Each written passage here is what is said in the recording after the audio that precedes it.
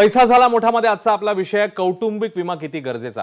गेली 2 वर्ष ज्या पद्धतीने आपण कोरोनासारख्या आजाराशी झुंज दिली, सगळ्यांनीच फाईट केली आणि त्याच्यातनं बाहेर येताना वैद्यकीय विमा असेल किंवा एकूणातच कुटुंबाच्या दृष्टीने विम्याची गरज पुन्हा एकदा अधोरेखित झाली। याबद्दलच अधिक बोलणार आहोत आपण। आपल्या सोबत आहे जनरल इन्शुरन्स तज्ञ सचिन शेडगेजी आणि ही गरज आणखी अधोरेखित होण्यामागची काही आकडेवारी किंवा काही मुद्दे आमच्याकडे आहेत, तर ते आधी आपण बघूया आणि मग आपण सचिनजींशी संवाद साधू। आपण ते मुद्दे बघूया। भारतामध्ये एकूण लोकसंख्येच्या फक्त 27% लोकांकडे हा वैद्यकीय विमा आहे। सध्याची ही स्थिती आहे। NFHS अर्थात राष्ट्रीय परिवार आणि आरोग्य सर्वेक्षणानुसारची ही आकडेवारी। संबंधित 27%पैकी 50% लोकांना जे विमा कवच मिळाले ते त्यांच्या कंपनीमुळे मिळाले। मागील 10 वर्षांमध्ये देशात सरासरी वैद्यकीय खर्चामध्ये 8.5% वाढ झालेली आहे आणि त्याच्यातले गेली 2 वर्ष तर आणखी वेगळं आपल्याला काउंट करावं लागेल।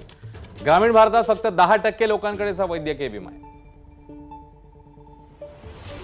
येत्या 1.5 वर्षात निवृत्त होणारा 75% लोक हे वैद्यकीय विमा न घेतलेले असणार आहेत। एकूण जे निवृत्त होतील त्यांच्यापैकी 75% लोक हे विमा न घेतलेले असतील वैद्यकीय विमा। आणि आता राज्यांमधली आकडेवारी नेमकी काय सांगते तीही आपण बघूया आणि मग सचिनजींकडे जाऊया। राष्ट्रीय परिवार आणि आरोग्य सर्वेक्षणानुसारची ही आकडेवारी आहे 2015-16 आणि मग 2019-20 मध्ये समोर आलेली। गोव्यामध्ये वैद्यकीय विमाधारकांची संख्या 15.9% होती 15-16ला, जी आता 66%वर गेली आहे, जवळपास चौपट। आसाममध्ये देखील 10%वरून साधारण 10.5%च्या आसपास होती, 60%वर गेले। केरळमध्ये 47 वरून 51, गुजरातमध्ये 23.1 वरून 39। मात्र महाराष्ट्राची जर टक्केवारी आपण बघितली तर 15%वरून 20%। आणि त्याच्यामुळे मी जसं म्हटलं की याची किती गरज आहे सचिनजी आपल्याला सांगतील। सचिनजी, ही आकडेवारी पुरेशी बोलकी आहे। गोवा 10%वरून 60%वर, या उलट आपला महाराष्ट्राचं जर आपण वैद्यकीय विमाचा जर टक्केवारीचा आपण वेग बघितला तर तो तुलनेने आणखी वाढायला हवा दिसतोय याच्यातनं। बरोबर आहे। अजूनही मला वाटतं महाराष्ट्रामध्ये ज्या मेडिक्लेम इन्शुरन्स संदर्भातच्या जी अवेअरनेस आहे, बरोबर, ती अजूनही तितकीशी पसरलेली नाही। पण मला वाटतं जो कोविड काळ होता त्यावेळी बऱ्याच लोकांना या मेडिक्लेम विम्याचं महत्त्व पटलेलं आहे आणि मला वाटतं येणाऱ्या काळामध्ये जसं शहरी भागामध्ये विम्याचं महत्त्व आहे तसं ग्रामीण भागात सुद्धा त्यांना पटणार आहे आणि मला वाटतं ही आकडेवारी येणाऱ्या काळात ही पुढे वाढत जाईल अशी आपण अपेक्षा करूयात। खरंय। आपण आणखी काही मुद्दे बघणार आहोत, मग जसं जनरल इन्शुरन्स किंवा एकूणात गृहविमा असेल, वाहन विमा असेल, अन्य गोष्टी असतील। मात्र टर्म इन्शुरन्स या सगळ्यामध्ये किती महत्त्वाचा आहे तो देखील आपण बघूया, कारण त्या टर्म इन्शुरन्सची आपल्या आयुष्यातली जागा जी आहे ती फार महत्त्वाची आहे। टर्म इन्शुरन्स आपल्या पश्चात कुटुंबाचं सुरक्षा कवच असावं, त्यामुळे टर्म इन्शुरन्स किती गरजेचं आहे ते आपण बघतोय। टर्म इन्शुरन्स वार्षिक उत्पन्नाच्या 10 पट घ्यावा। टर्म इन्शुरन्समध्ये कर्जाची रक्कमही समाविष्ट असणं गरजेचं आहे। टर्म इन्शुरन्समध्ये अपघात आणि दुर्धर आजार जोखीम देखील समाविष्ट करावी। सचिनजी, टर्म इन्शुरन्स बद्दल तुमचं ऑब्झर्वेशन काय आहे? आत्ताची स्थिती म्हणजे गेल्या, खास करून जसं आपण म्हणतोय आपण पुन्हा आपल्याला खरं म्हणजे त्या आजाराकडे जायचं नाही, आपण सगळे आता त्या आजारातून मुक्त होण्याच्या मार्गावर आहोत। पण तरी देखील या 2 ते 3 वर्षांमध्ये ही सगळी गणितं बदललेली आहेत, याची गरजा पुन्हा एकदा आपल्याला काय म्हणूया आपण हायलाइट झाल्यात। आणि मग टर्म इन्शुरन्स इकडे किती महत्त्वाचा रोल प्ले करतो? जर आपण एखाद्या कुटुंबामध्ये जर बघितलं तर हा खूप महत्त्वाचा मुद्दा आहे। जस्ट खरं म्हटलं तर बरीच लोक टर्म इन्शुरन्सला घेऊन भीती निर्माण होते, म्हणजे माझ्या मृत्यू पश्चात माझ्या कुटुंबाला काहीतरी मिळेल म्हणून पहिली गोष्ट म्हणजे भीती आहे मनामध्ये। पण जस्ट इमॅजिन करा की ज्या ठिकाणी जो एखादा कुटुंब प्रमुख आहे तो इन्कम सोर्स असणारा माणूस आहे, उद्या जर त्याचं काही बरा वाईट झालं किंवा ती इन्कम स्टॉप झाली, मग इन्कम स्टॉप कशामुळे होऊ शकतं? आयदर त्याचा मृत्यू झाला किंवा त्याचं ऍक्सिडेंट झालं मेजर, किंवा मग कुठला दुर्गम आजार झाला, क्रिटिकल इलनेस झालं, त्यामुळे ही इन्कम स्टॉप होऊ शकते। आणि ही जर इन्कम थांबली तर जस्ट इमॅजिन करा की जी आपल्या कुटुंबाची जी लाईफस्टाईल असेल ती पुन्हा तशी राहील किंवा नाही ही माहिती पडणार आहे। आणि दुसरी गोष्ट म्हणजे बरेचसे गोल्स आहेत, मग त्या मुलाचं शिक्षण असेल किंवा त्यांचं लग्न असेल, तर ह्या गोष्टी सगळ्या तिकडे आहेत। मग आपल्या पश्चात जर इन्कम असलेला माणूसच नसेल तिकडे तर मग काय करणार? मग त्यासाठी म्हणून टर्म इन्शुरन्स असणं गरजेचं आहे। आणि जसं आपण सांगितलं की वार्षिक उत्पन्नाच्या 10 पट टर्म इन्शुरन्स असला पाहिजे, कारण नॉर्मली त्या फॅमिलीला सेटल व्हायला कमीत कमी 8 ते 10 वर्षाचा टाइम लागेल आणि मला वाटतं म्हणजे आर्थिक अडचणी त्यांना सामोरं जावं लागणार नाही। खरंय। मयूर यांचा एक प्रश्न आहे याच टर्म इन्शुरन्स बद्दल, आपण तो प्रश्न घेऊया. In term insurance how much should be cover for critical illness or is it better to have it purely under health insurance? हा प्रश्न त्याने विचारला. करेक्ट. डिपेंड आहे की तुम्ही क्रिटिकल इलनेस म्हणजे जो आपण बोलतो की जे मोठे आजार आहेत त्यांच्यासाठी म्हणून हा add on cover term insurance मध्ये तुम्ही घेऊ शकता. तुम्ही दोन्ही ऑप्शन्स आहेत तुम्हाला, तुम्ही वेगळा सुद्धा घेऊ शकता, टर्म इन्शुरन्स मध्ये सुद्धा घेऊ शकता. पण टर्म इन्शुरन्स मध्ये एक कंडिशन आहे की तुम्ही जे सम इन्शुर्ड घेतलंय जी त्याच्या जास्त आपण त्या ठिकाणी क्रिटिकल इलनेस घेऊ शकत नाही. आणि जर तुम्हाला वेगळा टर्म इन्शुरन्स घ्यायचा असेल तर त्या ठिकाणी तुम्हाला प्रत्येक 5 वर्षांनी तिकडे प्रीमियम वाढत जातं. आणि जर तुम्ही टर्म इन्शुरन्समध्ये इन्क्लूड केलं तर तुम्हाला एकदा जे प्रीमियम डिसाईड केलं जातं ते तुम्हाला जोपर्यंत तुमचा टर्म आहे ते प्रीमियम तेवढंच राहतं, तिकडे चेंज होत नाही. पण तुमची गरज किती आहे ते ओळखून तुम्ही हा निर्णय घेतला पाहिजे. बरोबर.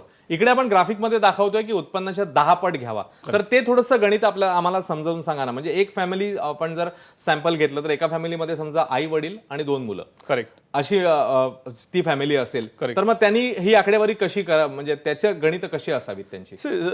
खूप साधं गणित आहे त्याचं की जर माझं अॅन्युअल म्हणजे माझं वार्षिक उत्पन्न समजा 10 लाख रुपये, म्हणजे आई वडील दोघांचं मिळून, हा म्हणजे आता इन्कम सोर्सची माणसं किती आहेत तर आपल्याला बघावं लागेल की बाबा आई वडील समजा इन्कम सोर्सची माणसं आहेत, करेक्ट, आणि 2 मुलं आहेत जी शिकतायत. बरोबर. तर फॉर एक्झाम्पल आईचं जे इन्कम आहे ते समजा 10 लाख रुपये, जे वडील आहेत त्यांचं इन्कम 15 लाख रुपये, त्या दोघांच्या 10 पट. मग त्यांनी दोघांनी वेगवेगळे टर्म इन्शुरन्स आपले घेऊन ठेवले पाहिजे. कारण आजच्या तारखेला जे आपलं फॅमिली म्हणजे जे आपलं घर चालवते तो दोघांचाही तेवढाच महत्वाचा हातभार असतो. त्यामुळे कुठेतरी पुढे जाऊन त्यांना आर्थिक अडचण निर्माण होऊ शकते. म्हणून दोघांचं मिळून तुम्ही कॅल्क्युलेट करू शकता. बर. म्हणजे याच्यामध्ये तुम्ही म्हणता तसं इंडिव्हिज्युअल काउंटिंग करणं गरजेचं आहे, दोघांनी मिळून टोटलवर आपण काउंट न करता. कारण तुम्ही जसं म्हणाला की रिस्क फॅक्टर हा दोघांनाही सेम आहे पुढे जातो. करेक्ट, बरोबर. ओके.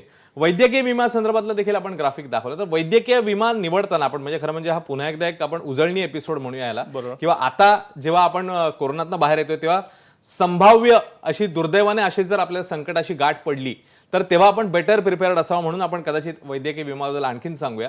तर सध्याच्या घडीला हीच समजा फॅमिली आहे, एवढंच इन्कम आहे, तर त्यांनी मग वैद्यकीय विमा घेण्यासाठी कशा प्रकारे पावलं टाकावी, तुम्ही काय सांगा? सर, वैद्यकीय विम्यासाठी निकष थोडेसे वेगळे आहेत. वैद्यकीय विमा कसं असतं की तुम्हाला 3 ते 4 महत्वाच्या गोष्टी त्याचा तुम्हाला नेहमी विचार केला पाहिजे. जसं आपण दाखवलं ग्राफिक्समध्ये की गेल्या 10 वर्षामध्ये आपली जी ट्रीटमेंट कॉस्ट आहे, मेडिकल ट्रीटमेंट कॉस्ट ही 8.5% वाढली आहे, आणि येणाऱ्या 10 ते 15 वर्षामध्ये ती कदाचित तेवढ्याच स्पीडने ती वाढत राहील.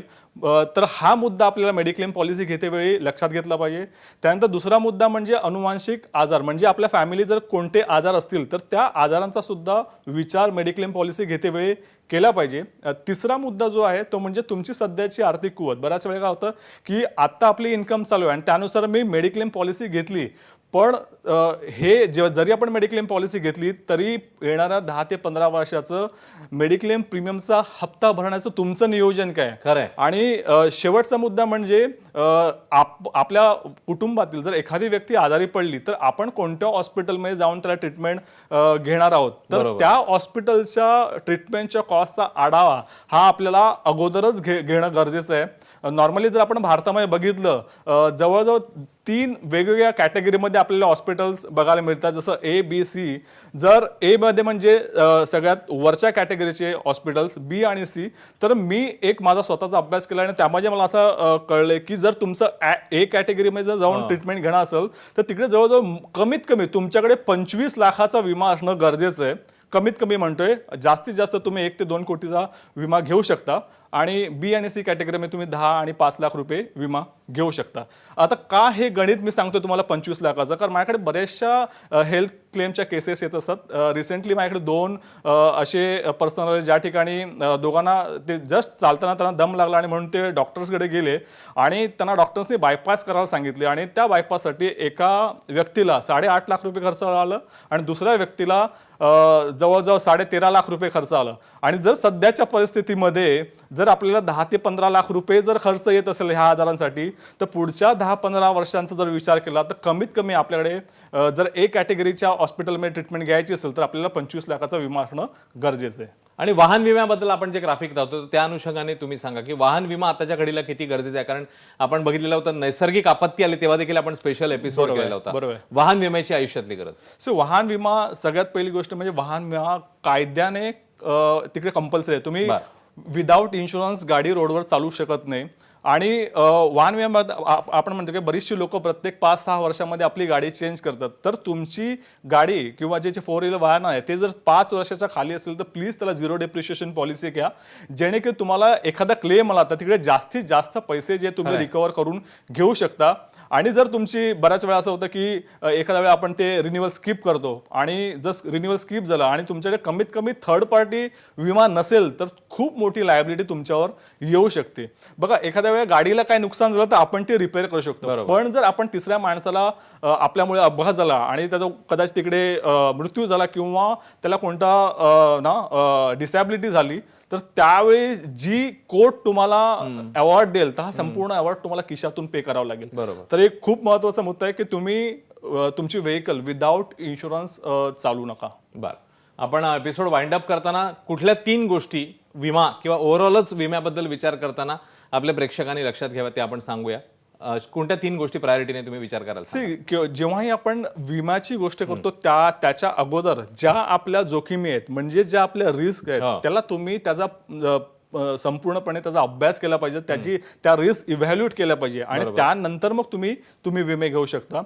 बऱ्याच वेळा मेडिक्लेम पॉलिसी आपण जेव्हा आजारी पडतो किंवा आपल्या कुटुंबातील एखादी व्यक्ती आजारी पडतो त्यावेळी आपण मेडिक्लेम पॉलिसी घेण्यासाठी धावतो, पण तसं न करता जेव्हा आपण तंदुरुस्त आहोत, जेव्हा आपण निरोगी आहात तेव्हा तुम्ही इन्शुरन्स घ्या जो तुम्हाला येणाऱ्या काळामध्ये तुमचा फायदा होऊ शकतो. जसं आपण एक आकडेवारी बघितली की येत्या 18 महिन्यामध्ये 75% लोकांकडे जे रिटायर होणार नसणार आहे. मग तुम्ही इमॅजिन करा की त्याने आयुष्यभराची जी कमावली म्हणजे जी इन्कम आहे ती कदाचित एखाद दुसऱ्यावर अशी वेळ आहे की संपूर्ण आयुष्य बऱ्याची कमाई त्या आजारावर घालवायची. त्यामुळे जर तुम्ही वेल प्रिपेअर असेल, अगोदरच जर ह्याची नियोजन करून ठेवलं असेल तर ह्याचा फायदा भविष्यात होऊ शकतो. त्याच्यामुळे येणाऱ्या काळामध्ये देखील आपण हे एपिसोड करणार आहोत. पण आज अगदी पुन्हा एकदा आपण काय म्हणूया एक थोडीशी उजळणी या सगळ्या विषयाची आणि आताची पुन्हा एकदा याची गरज हे हायलाईट करण्याचा आमचा प्रयत्न होता. अनेक प्रश्न येतात पण कार्यक्रमाची वेळ संपते, त्यामुळे आपण इकडे थांबूया. सगळ्या प्रेक्षकांचे आभार ज्यांनी प्रश्न विचारले, सचिनजींचे देखील आभार. आणि या पैसा झाला मोठामध्ये आता आपण इकडेच थांबणार आहोत. पुन्हा येणाऱ्या काळामध्ये असे इन्शुरन्स बद्दलचे स्पेसिफिक एपिसोड देखील आपण घेऊन येणार आहोत, कारण ती आजची काळाची गरज आहे. तेव्हा आपली आणि आपल्या कुटुंबाची काळजी घ्या. पैसा झाला मोठामध्ये आता आपण इकडेच थांबतोय. एबीपी माझा, उघडा डोळे बघा नीट.